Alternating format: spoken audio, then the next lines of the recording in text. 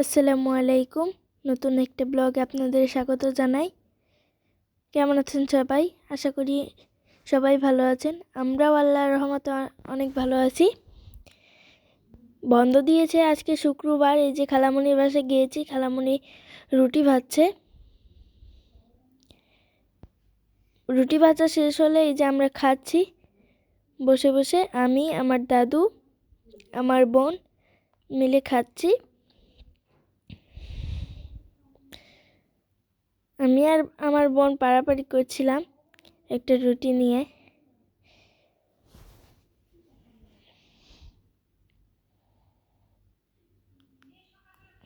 ও আর আমি একটু বেশি ঝগড়া করি, দুইজনের মধ্যে ভাগাভাগি করতে হয়। এই যে খালামণি দুপুরের রান্নাও বসিয়ে দিয়েছে। বিরিয়ানি রান্না করবে।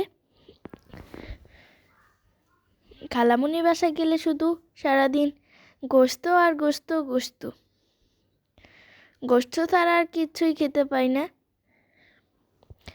এই বিরিয়ানি, এই কালাভুনা, এই পোলাও, মাংস, এগুলাই।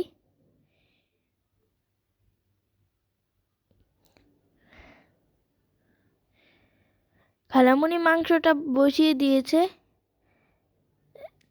চালগুলো ধোয়া হয়নি, ধুয়েছে।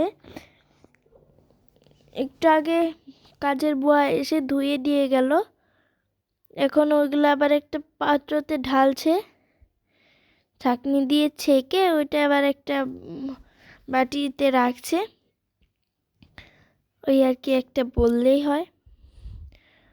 ওইটা দিয়ে একটু ওই বাটিতে পানি দিয়ে ওইটা আবার নাড়াচাড়া করছে যাতে একটু হালকা হালকা নরম হয়। এই যে এখানে আমার দাদুও আমার খালামণিকে হেল্প করছে।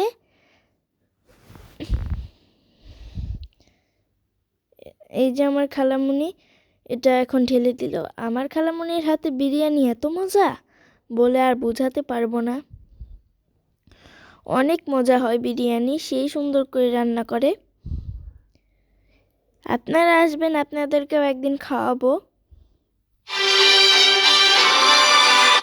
তো এই যে বিরিয়ানি রান্না করার পর, খাওয়া দাওয়া শেষ হওয়ার পর আমরা চলে আসার সময় খালামণি বলল যে দাঁড়াও, আগে যেও না, কয়েকটা পিঠা বানিয়ে দাও। এই যে ওরা পিঠা বানাতে বসেছে। আমার বোনটাও পিঠা বানাতে পারে না, এমনি শুধু বানায় আর খায়। ছোট ছোট করে পিঠা বানায়, ভালোই দেখতে লাগে। এখানে আমার খালামণি, আমার বোন, আমার দাদু আর আমার একটা আন্টি, আমার আম্মু, আমি সবাই মিলে পিঠা বানাচ্ছি। আমার বোন শুধু মুখের মধ্যে ঢুকায় ওর আর কি। এই যে দেখেন কি সুন্দর করে সাজাচ্ছে।